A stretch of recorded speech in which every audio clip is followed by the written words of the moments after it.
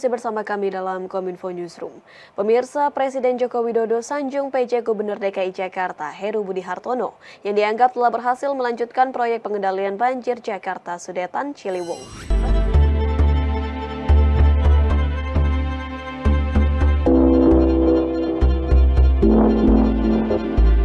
Dalam tinjauan langsung progres pembangunan sodetan Kali Ciliwung ke Kanal Banjir Timur Jakarta, Presiden Joko Widodo menekankan bahwa penanganan banjir di Jakarta harus dilakukan secara menyeluruh dari hulu hingga ke hilir. Setelah di hulu pemerintah membangun Bendungan Ciawi dan Bendungan Sukamahi, Presiden pun optimis bahwa di hilir proyek sodetan Kali Ciliwung ke Kanal Banjir Timur dapat rampung dan beroperasi pada April 2023. Lebih lanjut, Presiden mengatakan, sodetan Kali Ciliwung akan mengurangi hingga 33 meter kubik per detik pada saat status banjir siaga 4. Sedangkan pada saat status banjir siaga 1, sodetan ini dapat mengurangi hingga 63 meter kubik per detik. Kalau ini sudah, urusannya tinggal yang ketiga, urusan pompa yang ada di sungai-sungai dan juga normalisasi Ciliwung, normalisasi 12 sungai yang ada, Mokofat, Kali Pesanggerahan, Kali Angke, Kali Cipinang, dan yang lain-lainnya.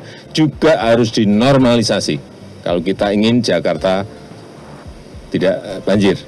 Plus yang di utara, banjirop, baik dengan tanggul laut maupun dengan giant seawall, itu juga segera harus dimulai. Saya sudah perintahkan ke Gubernur DKI. Tidak hanya sodetan, Presiden juga menyebut penanganan banjir di Jakarta juga harus diikuti dengan proyek lainnya yang dapat membantu menanggulangi banjir di Jakarta. Mulai dari penyiapan pompa air hingga normalisasi sungai di Jakarta. Di kesempatan tersebut, Presiden juga memberi apresiasi kepada PJ Gubernur DKI Jakarta Heru Budi Hartono yang dianggap telah berhasil untuk melanjutkan proyek pengendalian banjir Jakarta Sodetan Ciliwung.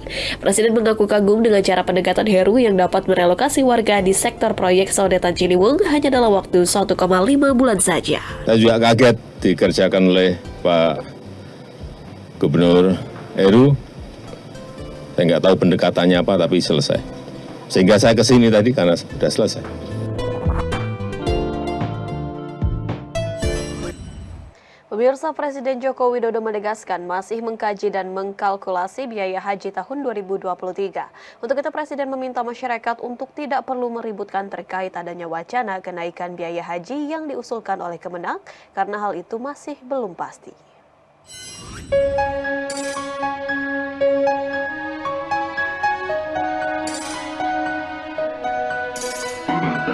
Presiden Joko Widodo menegaskan pemerintah masih mengkaji kenaikan biaya ibadah haji tahun 2023. Hal ini merespon gejolak di masyarakat setelah Kementerian Agama mengusulkan ke Komisi 8 DPR RI bahwa kenaikan biaya haji 1.444 Hijriah tahun 2023 naik sebesar Rp69 juta per jemaah. Menurut Presiden, biaya haji yang diusulkan oleh Kementerian Agama masih belum final. Saat ini, pemerintah masih melakukan proses kajian dan kalkulasi terkait biaya haji tahun 2023. Presiden juga meminta kepada masyarakat agar tidak berlebihan dalam merespon kenaikan biaya ibadah haji. Pasalnya, kenaikan biaya ibadah haji baru usulan dari Kementerian Agama. Biaya haji masih dalam proses kajian, itu belum final udah rame. Masih dalam proses kajian, masih dalam proses kalkulasi. Ya.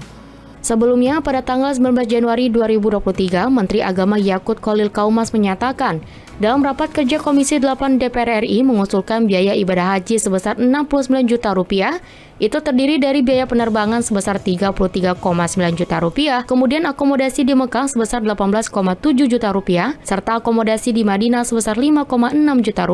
Terdapat juga living cost sebesar Rp4 juta, visa sebesar Rp1,2 juta, serta paket layanan masyair sebesar Rp5,5 juta. Kuota haji tahun ini ditetapkan 203.000 jemaah haji reguler dan 17.680 jemaah haji khusus, serta 4.200 kuota petugas haji. Kementerian Agama menyebut sekitar 62.000 calon jemaah haji lansia akan diberangkatkan tahun ini. Menurut rencana, kloter pertama haji akan berangkat pada tanggal 24 Mei 2023 mendatang. Sebagai upaya menciptakan peningkatan kualitas sumber daya manusia, Presiden Joko Widodo meminta Badan Kependudukan dan Keluarga berencana untuk menjalankan tugas dengan baik dalam menjaga keseimbangan pertumbuhan dan kualitas keluarga. Hal itu dilakukan karena stunting menjadi isu penting dalam menyiapkan sumber daya manusia unggul atau generasi emas tahun 2045.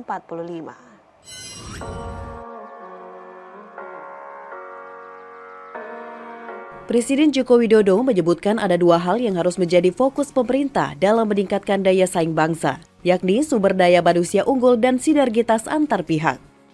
Hal tersebut disampaikan Presiden ketika membuka Rakernas program Bangga Kencana dan penurunan stunting yang dilaksanakan pada 25 Januari 2023. Peningkatan sumber daya manusia unggul dilakukan dengan cara Kementerian Kesehatan dan BKKBN harus lebih masif dalam memberikan edukasi kepada masyarakat terkait dengan pemenuhan gizi keluarga, termasuk permasalahan stunting di Indonesia yang masih menjadi tugas besar yang harus diselesaikan.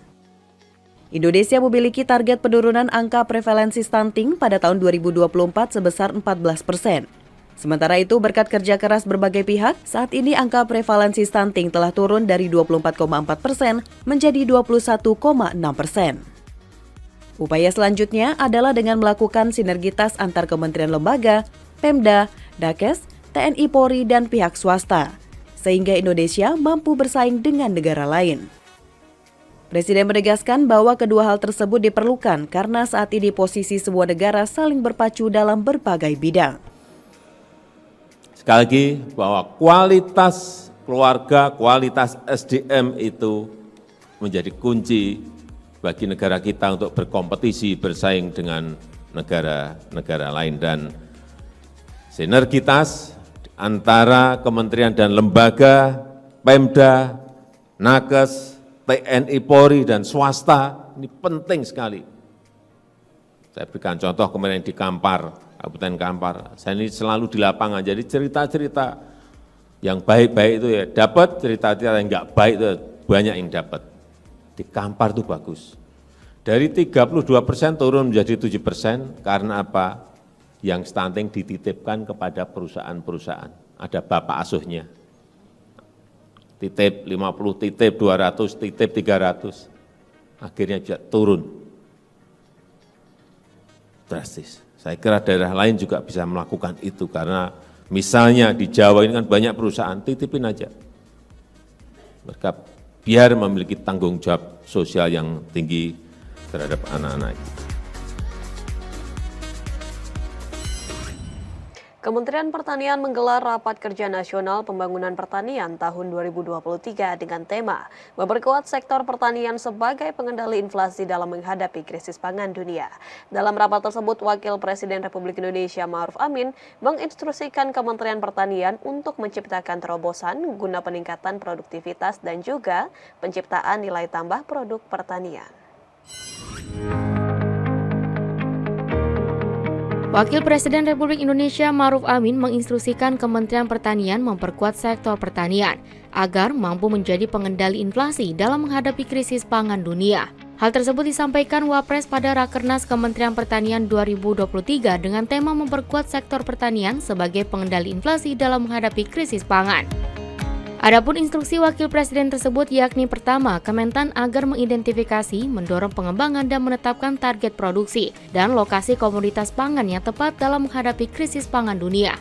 Kedua, membuat terobosan untuk lompatan peningkatan produktivitas dan penciptaan nilai tambah produk pertanian. Ketiga, menggiatkan program diversifikasi pangan lokal secara masif. Dan terakhir, membangun sinergi dengan kementerian terkait, pemerintah daerah, serta berbagai pihak untuk menyukseskan prioritas pembangunan nasional seperti korporasi petani dan modernisasi pertanian.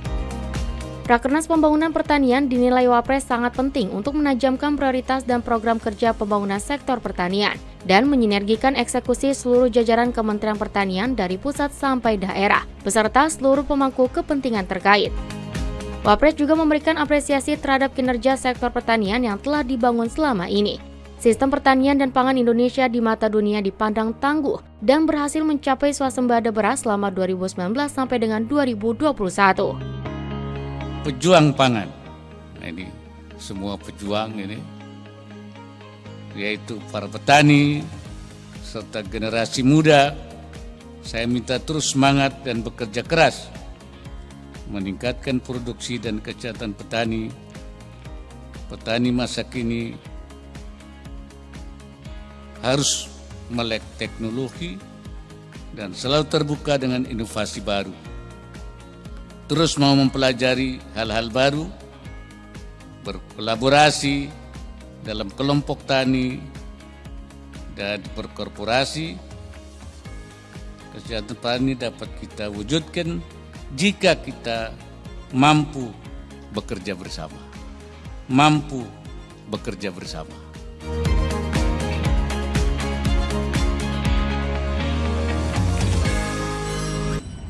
Pemirsa, usai jeda kami akan hadir dengan informasi Yogyakarta bersolek jelang Asian Tourism Forum 2023. Tetaplah bersama kami dalam Kominfo Newsroom.